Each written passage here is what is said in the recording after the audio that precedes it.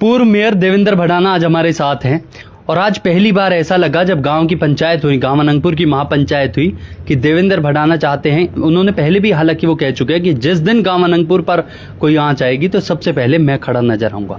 और इससे पहले भी, लेकिन फार्म हाउसेज को लेकर इनका रवैया देखा जाता है कि बिल्कुल निर्भीक रूप से कहते हैं कि फार्म हाउसेज सारे खत्म होने चाहिए और स्पेशली नाम लेते हैं महिपाल ग्रीन वैली का। वजह क्या है भड़ाना साहब? उनके ही आप सुपुत्र हैं, अपने ही परिवार की कहीं ना कहीं रंजिश को आप एकदम ऐसा रूप दे देते हैं कि फार्म हाउसेज को बिल्कुल खत्म कर देना चाहिए।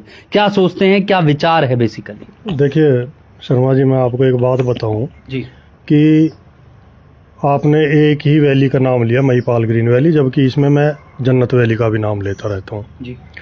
और रही बात ये कि परिवार की बात है, तो जब आपने ये बात कही थी कि परिवार की बात है, तो मैं उनको आपके चैनल के माध्यम से सार्वजनिक नहीं करना चाहता। मेरा एक ही लक्ष्य है कि फार्म हाउसेज, और उसमें भी मैं ये नहीं चाहता था कि भाई कोई भी सारे फार्म हाउस टूटे। मेरी ना किसी से दोस्ती ना किसी से बैर है जी। लेकिन अब विषय ये आता है कि आपने 50 फार्म हाउस तो तोड़ दिए। दो बात ये फार्म हाउस की या घर की बात नहीं है, बात ये है कि भ्रष्टाचार की बात है जी। कल भी आपने देखा होगा बांगा फार्म हाउस जो तोड़ा, उसमें पूरा दिन उसको समय दिया गया सामान निकालने का, खाली करने का, पैकिंग करके भिजवाने का, जबकि वहाँ पे पूरी तोड़फोड़ नहीं हुई जी। पिक एंड चूज वाली बात जो मैं शुरू से ही कहता आ रहा हूँ, वो सब देख ही रहे हैं। हो रहा है पिक एंड चूज, खूब अच्छे तरीके से हो रहा है। एक फार्म हाउस तोड़ना और 6 को छोड़ना, फिर 7वें को तोड़ना, फिर 8 बीच में 8 छोड़ देना, फिर 9वें को तोड़ना, तो इससे ये दर्शाया जाता है, ये समझ में आती है कि ये पिक एंड चूज पॉलिसी क्यों अपनाई जा रही है। लेन देन की वजह से, पैसों की वजह से।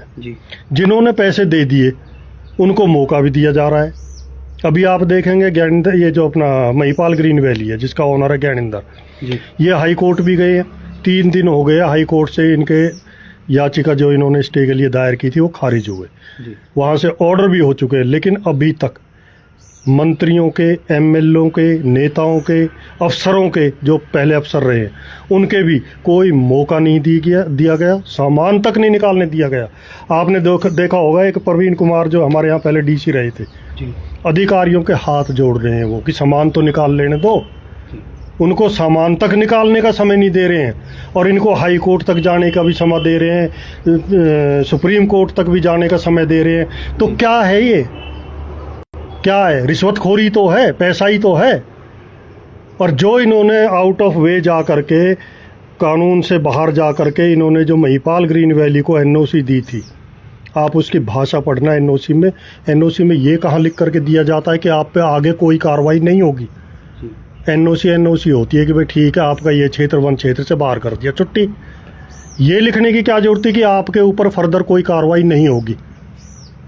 ये एक किस्म से उनको ढाल बनाया गया कि भाई बिल्कुल आपकी, हम सुरक्षा में बैठे हुए, आपके सामने हम खड़े हुए हैं, जब तक हम खड़े हैं आपको चिंता करने की जरूरत नहीं है। आपने आरोप लगाए थे 6 करोड़ रुपए लेकर एनओसी दिया, हालांकि अब कहा जा रहा है कि वो एनओसी कैंसिल भी हो गई। देखिए वो एनओसी तो उसी दिन जो मैंने पहले बाइट दी थी एक चैनल के माध्यम से आनंदवन के अंदर खड़े होकर के, वो उसी दिन 3-4 घंटे के अंदर वो एनओसी रद्द कर दी गई थी। लेकिन इन्होंने वो एनओसी हाई कोर्ट में भी लगाई, जहाँ तक मेरे सुनने में आया। वो हाई कोर्ट में लगाई है तो वो हाई कोर्ट ने एनओसी मानी नहीं, और वो रद्द तो इन्होंने ही कर दी थी 3 घंटे के अंदर अंदर ही। अब मेरे जो सुनने में आया कि हाई कोर्ट ने उस एनओसी के विषय में जांच भी बिठा दी है कि ये सीनियर अधिकारी, उच्च अधिकारी उसकी जांच करें कि एनओसी किस आधार पे दी गई। अब ये उसमें मरेंगे भी, जिन जिन अधिकारियों के उस पर साइन हो रहे, क्योंकि वो एनओसी देने का कोई तरीका नहीं था, कोई प्रोटोकॉल नहीं था, कोई इन्होंने कोई कानूनी उसका कोई फॉलो नहीं किया है। एक अहम सवाल, विधानसभा अध्यक्ष के पास कल से एक खबर वायरल है कि बड़कल के विधायक धनेश अदलखा ने एक लेटर भेजा है जिसमें प्रस्ताव है कि लाल डोरा को बढ़ाया जाए अनंगपुर गांव के। क्या कितना सहयोगी ये कदम होगा गांव अनंगपुर के लिए आपके हिसाब से, पूर्व मेयर देवेंद्र भड़ाना के हिसाब से? देखिए मैं एक बात बताऊं आपको, मेरी समझ में एक बात नहीं आती, लठ से मारो भी तुम, अस्पताल लेके भी जाओ तुम। ये वही धनेश अदलखा है जिसने विधानसभा में ये मुद्दा उठाया था। आज गांव खुद जख्म दे करके खुद मरहम लगा रहा है। आज पब्लिक इतनी बेवकूफ़ समझ रखी है। हमारे बैठे हुए कृष्ण पाल जी बैठे हुए, विपुल गोयल जी बैठे हुए, हम जाएंगे उनके पास जाएंगे, धनेश अदलखा के पास मैं तो जाऊंगा नहीं कम से कम। और ना मैं सलाह देता हूँ गांव वालों को जाने। ये एक नंबर बनाए जा रहे हैं, तारीफे के पुल बांधे जा रहे हैं, धनेश अदलखा। हमारे गाँव की फरियाद सुनी है कृष्ण पाल जी ने, हमारी गाँव की फरियाद सुनेंगे विपुल गोयल जी, हम जाएंगे उनके पास। हम उस आदमी के पास जाएंगे जिस आदमी ने विधानसभा के अंदर सारे पूरे फरीदाबाद, पूरे हरियाणा को पता है ये अरावली का मुद्दा उठाया किसने था, धनेश अदलखा ने। वही तो इनको तोड़वाना चाह रहा था, और आज वो भलवंसाई ले रहे हैं कि मैंने विधानसभा अध्यक्ष को प्रस्ताव पास करके भेज दिया। प्रस्ताव तो लिख करके मैं भी भेज सकता हूँ, गाँव का कोई भी आदमी प्रस्ताव लिख करके भेज सकता है जी। ये सिर्फ एक राजनीति चमकाने के लिए, और जो गलती एमएलए ने करी है अदलखा ने, धनेश अदलखा ने, उसको सुधारने के लिए, उस पर पानी डालने के लिए, उसको ढकने के लिए अपनी गलती को, ये नया प्रोपोगंडा रचा है कि जी धनेश अदलखा जी ने विधानसभा अध्यक्ष को एक प्रस्ताव लिख करके भेजा है। प्रस्ताव कोई भी लिख करके भेज सकता है जी। एक गांव का आम आदमी भी लिख करके भेज सकता है, गांव का सरपंच भी लिख करके भेज सकता है, पार्षद भी लिख के भेज सकता है, यहाँ तक मैं भी भेज सकता हूँ प्रस्ताव। तो मेरे अपने सुझाव हैं, मेरे प्रस्ताव हैं, मैं प्रधानमंत्री को भी अपना प्रस्ताव लिख के भेज सकता हूँ जी। लेकिन इस झांसे में लोग बाग आने वाले नहीं है। पहले तोड़वाओ भी तुम, आदेश भी तुम ही करवाओ, और आज प्रस्ताव भेज रहे हो लाल डोरा का। केंद्रीय मंत्री कृष्णपाल गुर्जर की कार्यशैली को कैसे देखते हैं? गावानंगपुर पूरा उनके पास गया, उसके बाद उन्होंने आश्वासन भी दिया, उस कार्यशैली को देवेंद्र भड़ाना कैसे देखते हैं? नहीं, अच्छी बात है, कृष्णपाल जी गांव का सहयोग कर रहे हैं, गांव के इकट्ठे होकर गए थे उनके पास में, उन्होंने आश्वासन भी दिया है, और गांव संतुष्ट भी है उनके आश्वासन से। आगे प्रोग्राम भी गांव वाले बना रहे हैं कि कृष्णपाल जी को गांव में बुला करके लाएंगे, और हम तो चाहते हैं कृष्णपाल जी गांव की मदद करें, गांव को प्रोटेक्ट करें, रक्षा करें गांव की। गांव ने वोट दिए हमेशा से, 3 बार से जब से खड़े हुए गांव ने साथ दिया है इनका।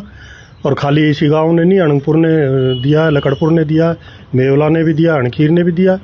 सभी गांवों के ऊपर एहसान है इनका, अगर ये इनकी मदद करते हैं गाँव वासियों की। तो गांव अनंगपुर में हुई महापंचायत के लिए क्या कहेंगे? आज क्या पहली बार ऐसा हुआ है कि पक्ष विपक्ष सभी एक बैनर के तले आके, एक महापंचायत के तले आके अपनी बातें सबने रखी? देखिए, इसमें पक्ष विपक्ष की तो कोई बात ही नहीं है, बात ये सारे गांव की है।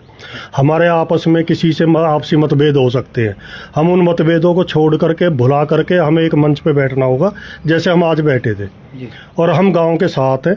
गाँव का मेरे ऊपर भी एहसान है, इसी गाँव की वजह से मेरी पहचान है। इस गांव ने मेरा भी बहुत अच्छा साथ दिया था, आज भी गांव मेरे साथ है, मैं गांव के साथ हूँ। मेरे गांव का मेरे ऊपर आशीर्वाद रहा था, तभी तो मैं मेयर बना था। इस गांव की वजह से मेरी पहचान बनी थी, तो मैं तो गांव का एहसान भूल नहीं सकता। आज गांव के ऊपर अगर कोई बात आती है, कोई आफत आती है, तो सबसे आगे खड़ा हूँ मैं गाँव के लिए। गांव के लिए अगर मुझे कहीं जाना पड़ेगा, गांव मेरे से सहयोग मांगेगा, ना भी मांगे तो भी मैं गाँव के लिए सहयोग अपना देने के लिए, तन मन धन से सहयोग देने के लिए तैयार हूँ। बिल्कुल, एक बहुत अच्छा मैसेज पूर्व मेयर देवेंद्र भड़ाना ने यहाँ पर दिया कि चाहे हम पक्ष में हो या विपक्ष में, लेकिन हमें एक बैनर के तले आना होगा। अपनी आवाज को, एकता और अखंडता का जो ये संदेश है, ये पूरे गांव को भी जाता है, और इसके साथ ही ये महापंचायत जो सफल महापंचायत के रूप में देखी जा रही है, केंद्रीय मंत्री की कहीं ना कहीं कृष्णपाल गुर्जर की शुक्रगुजार है। लेकिन विधायक धनेश अदलखा से थोड़ी सी नाराजगी? नहीं, नाराजगी की बात नहीं है। मैं तो ये कह रहा हूँ, बम गिराने वाला कौन है? किसने उठाई थी आवाज? गांव के किसी आदमी ने तो नहीं उठाई, और इसको तो बिल्कुल भी नहीं उठानी चाहिए थी। यहाँ के लोगों ने चुनाव जिता करके भेजा है इसको क्या जरूरत थी विधानसभा में उठाने की कि अरावली एरिया है कि मेरे बड़कल विधानसभा में। अरावली तो ये महाराष्ट्र तक जा रही है। महाराष्ट्र वालों ने और राजस्थान वालों ने, गुजरात वालों ने, किसी ने कोई सवाल नहीं उठाया। सबसे पहले इसने धनेश अदलखा ने ये मुद्दा उठाया विधानसभा में। क्या जरूरत पड़ी थी इनको उठाने की? सुप्रीम कोर्ट के जो आदेश हुए पड़े वो तो हुए ही पड़े, जाते तो गांव वाले अपने आप जाएंगे वहां पे। लेकिन बम फोड़ने का जो काम किया है, शुरुआत जो जिसने की है, वो इस धनेश अदलखा ने ही तो की है। आज मतलब क्या दिखाने चाह रहे हैं कि मैंने ये अपनी उस कमी को ढकने के लिए, उसको बुराई को दबाने के लिए, जो आज इलाके में ये बात हो रही कि ये मामला ही धनेश अदलखा ने उठाया था, उसकी पूर्ति करने के लिए, जो इसको हानि हो रही है, जो क्षति हो रही है, उसकी पूर्ति करने के लिए एक लेटर लिख करके भेज दिया बस विधानसभा में अध्यक्ष को, ये लाल डोरा बढ़ाया जाए। ऐसा करना चाहिए विधायक को या नहीं? मतलब जो अभी लेटर दिया, नहीं, ये तो देखिए हर किसी आदमी का फर्ज बनता है, मैंने आपको बताया तो है। खाली ये विधायक ही थोड़ी ना, ये तो कोई भी लेटर लिख करके भेज सकता है अपनी भलाई के लिए, अपनी अच्छाई के लिए, फरीदाबाद की जनता के लिए, देश की जनता के लिए। कोई भी नए नए प्रस्ताव अच्छे हों तो भेजने चाहिए, चाहे वो हरियाणा विधानसभा में हो, चाहे वो देश की सबसे बड़ी पंचायत संसद भवन में हो, या देश के महामहिम राष्ट्रपति के पास भेजने की बात हो। आदमी को, हर किसी को प्रयास करने चाहिए अच्छे कामों के लिए। इनको अच्छा काम करना चाहिए था। इनको, ये तो सारे फरीदाबाद को पता है, सारे हरियाणा की जनता को पता है धनेश अदलखा ने क्या मुद्दा उठाया था विधानसभा में। धनेश अदलखा का उठाया हुआ मुद्दा आज कहीं ना कहीं इन लोगों का सर का दर्द बन गया, गांव अनंगपुर का और इसके साथ अरावली क्षेत्र का दर्द बन गया। लेकिन अब देखना होगा इस पर क्या कार्रवाई होती है क्या नहीं। आप देख रहे थे न्यूज़ हेडलाइंस। धन्यवाद।